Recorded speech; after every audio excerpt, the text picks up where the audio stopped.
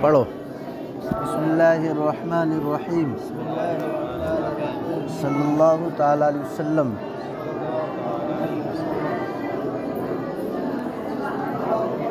گزشتہ سبق میں ڈولوں کا ذکر چلا تھا کہ کون سا ڈول معتبر ہے۔ فرمایا تھا درمیانی ڈول معتبر ہوتا ہے، نہ بڑا ہوتا ہے نہ چھوٹا ہو، درمیانی، جو شہروں میں کنووں کے اندر استعمال ہوتا ہے پانی نکالنے کے لیے۔ سمجھ رہے ہیں؟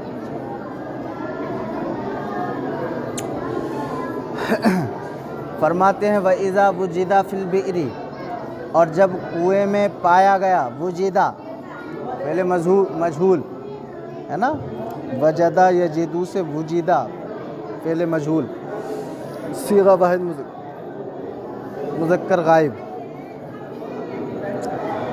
فرماتے ہیں وَإِذَا وُجِدَ فِي الْبِئْرِ فَارَةٌ أَوْ غَيْرُهَا، اور جب کنویں میں پایا گیا چوہا او غیرہا یا اس کے علاوہ، کنویں کے اندر چوہا پا لیا گیا، کنویں کے اندر چوہا یا اس کے برابر کا جانور، اس جیسا جانور، چوہا وغیرہ مرا ہوا پایا گیا، کہتے ہیں ولا یدورون متى وقعت، اور لوگوں کو یہ معلوم نہیں کہ کب گرا ہے۔ چوہا کنویں میں گر گیا اور گر کے مر گیا، چوہا کنویں میں گرا اور گر کے، کہتے ہیں ولا یدورون متى وقعت، لیکن لوگوں کو یہ معلوم نہیں کہ کب گرا ہے، چوہا کب مرا ہے، کب گرا ہے۔ کہتے ہیں ولم تنتفخ، اگرچہ پھولا نہیں ہے، ولم تنتفخ، ہاں پھولا نہ ہو، ولم تنفسخ، اور پھٹا بھی نہ ہو، چوہا گر گیا، گر کے مر گیا، نہ پھولا ہے نہ پھٹا ہے۔ فرماتے ہیں اعادوا صلاۃ یوم ولیلۃ، تو اب لوگ ایک دن اور ایک رات کی نمازوں کا اعادہ کریں گے، ایک دن ایک رات کی، یعنی 5 وقت کی نماز کا اعادہ کریں، ایک دن ایک رات کی نماز کا اعادہ کریں۔ مسئلہ یہ ہے کہ بھئی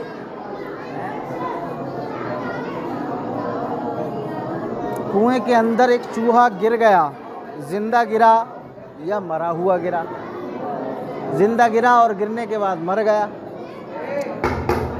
ابھی پھولا نہیں ہے، ابھی پھٹا نہیں ہے، لوگوں نے دیکھ لیا ارے چوہا پڑا ہوا ہے، تو شریعت کیا کہہ رہی ہے؟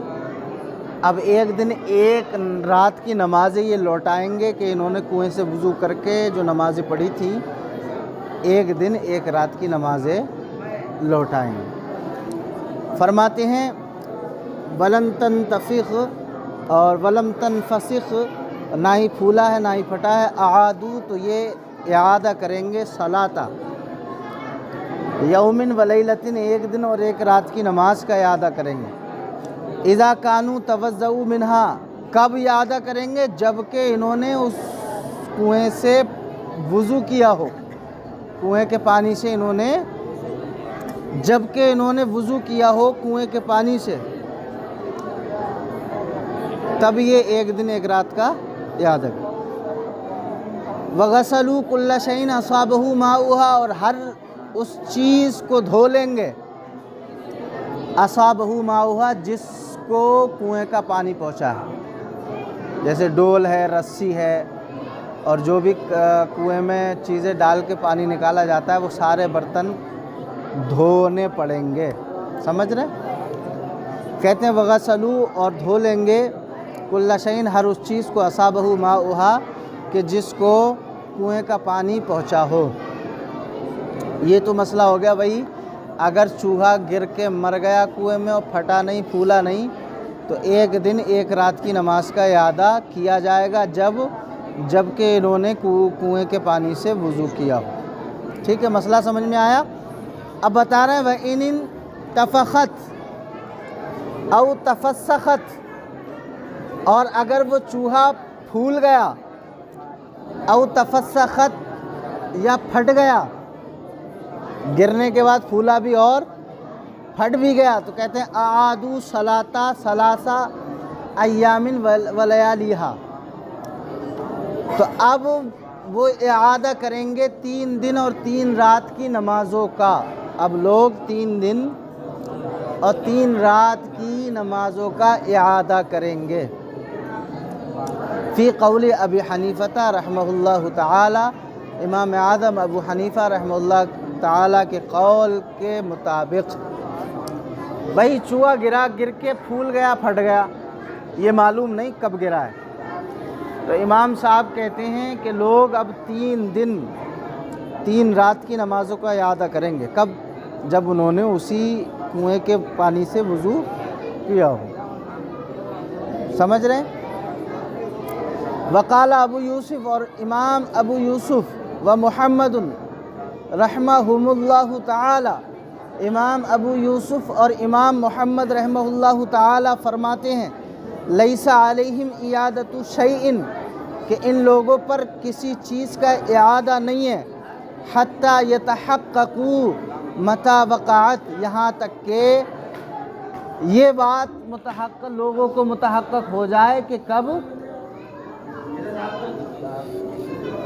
کب گرا ہے، حتی یتحققوا متی وقعت، یہاں تک کہ یہ ثابت ہو جائے کہ کب گرا۔ امام محمد، امام یوسف یعنی صاحبین یہ کہتے ہیں جب تک یہ پتہ نہ چلے کہ کب گرا ہے، جب تک کسی پر نہ نماز کا اعادہ ہے نہ وضو کا، سمجھ رہے ہیں، نہ برتن دھونے کا اعادہ ہے۔ جو چیز کنویں میں گری، پانی نکالا جس چیز سے، وہ بھی نہیں دھوئی جائے گی جب تک یہ متحقق نہ ہو جائے، یہ بات ثابت نہ ہو جائے کہ کب گرا ہے۔ سمجھ لو، صورت مسئلہ یہ ہے کہ امام اعظم ابو حنیفہ کے نزدیک اگر چوہا وغیرہ گر گیا اور پھول گیا، پھٹ گیا، تو ان کے نزدیک لوگوں کو یہ بھی معلوم نہیں کب گرا ہے۔ امام صاحب کہتے ہیں 3 دن تک، 3 دن اور 3 رات کی نمازوں کا لوگ اعادہ کریں گے، اور ہر اس چیز کو دھو لیں گے جو کنویں کے پانی سے متصل ہوئی۔ صاحبین کہتے ہیں کہ بھئی جب تک یہ بات معلوم نہ ہو جائے کہ کب گرا ہے، جب تک کسی چیز کا اعادہ لوگوں پر نہیں ہوگا، لوگوں پر کسی چیز کا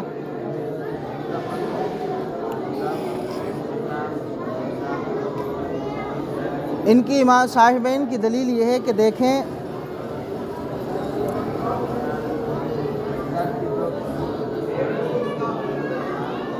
یہ مسئلہ ایسا ہے جیسے کسی بندے کے کپڑے پہ نجاست لگی،